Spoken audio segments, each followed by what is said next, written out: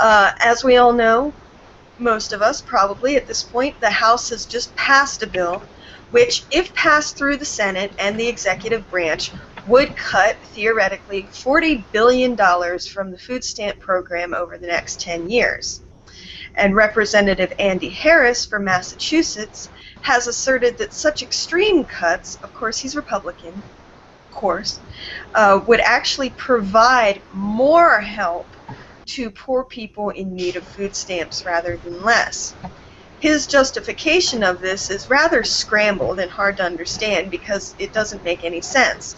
But his justification is that somehow, magically, the cuts that would take place would only be taken out of the alleged 10% of stores which he claims supposedly commits food stamp fraud, a statistic that doesn't seem to hold up to any actual facts.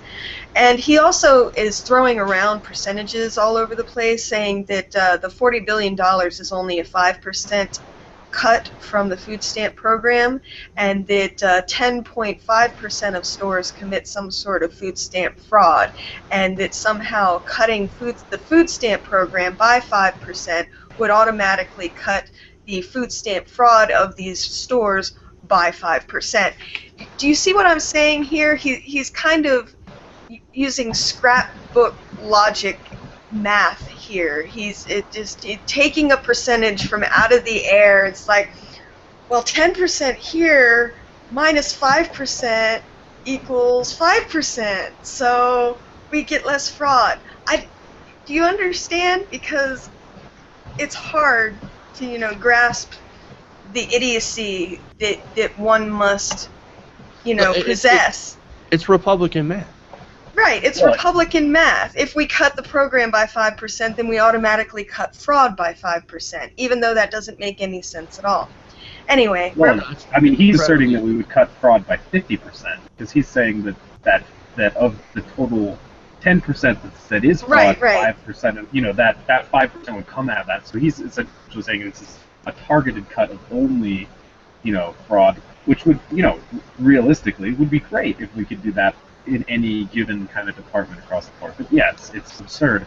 I think one point that I've seen brought up in relation to the food stamp cuts is the percentage of the total budget that this represents, and it's less than 10% of what we're expending in the next decade as far as what they're proposing to cut, and that would actually be a much more enlightening percentage to know in the reporting of this. Obviously I'm not even really criticizing him because I don't really expect anything more of him, but in the reporting that happens around this stuff, it would be really great to see how, what a minor cut this is, and taken in that perspective, you really just see that this is just kind of there's not major savings to be had here, and forget the whole backdrop of this being a difficult time to find work, or we're still recovering from a massive recession and crash, but there's no context kind of given, I think, in the reporting of this stuff, and you'd be seen as much more of an asshole if you were pushing this kind of stuff if people understood the context that was happening in. And every time it gets reported without that context, it gets more normalized as though this is some kind of acceptable. Right. And while Fox News will actually take snippets of information from the USDA, they'll often report them out of context so that they can sit there and say, "Oh, look at that, such high percentage of what?" Right. And that's the kind of tricks that they love to use when reporting about any kind of program that helps the poor and the middle class and the needy and basically anything that doesn't help their rich corporate masters. Right. And at this point, all welfare services, all social welfare programs combined, including the SNAP program, but not just the SNAP program, only accounts for 3.2% of the federal annual budget. And so taking 5% off of that, it's a minuscule amount of what will be taken out of the federal budget. And also, not only would that be irrelevant insofar as reducing our deficit, but food stamps already do not contribute to our deficit. Food stamps pay for themselves. For every dollar that the food stamp program puts out into our economy, we get back, what, $1.70? Something like that. More than $1. We get back more than we put in when we invest in the food stamp program. But those facts are ignored when Republicans start talking about cutting food stamps. Okay, I just wanted to say, Moody's Analytics estimates for every dollar of SNAP benefits spent, there's $1.70 of economic activity. So that's where you're getting that $1.70 number. Right, and so Representative Harris, says that if we cut food stamps by 5% of the total program, that will automatically somehow go towards eliminating food stamp fraud by 50%, even though the cuts have absolutely nothing to do with addressing food stamp fraud at all.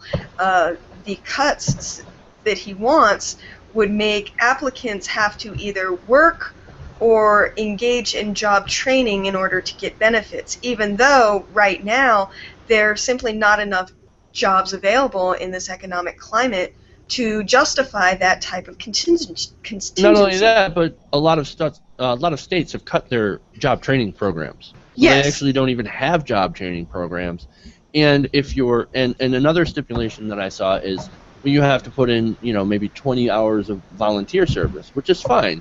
I mean, if you want to volunteer, that's great, but that's not going to help you become independent. Right. That's not going to help you because it's yes, no it's actually extra money. And here's another thing too. A lot of the people that are on the SNAP program already work. Right. Most of the people who are on the food stamp program already work or find employment within a year of getting onto the program, and most of the rest of the people who are on the program are either already working, disabled, elderly, or children. I'm just going to add, the Congressional Budget Office itself estimates that if these cuts were to go through, over 14 million people would be tossed off the SNAP program in the next decade.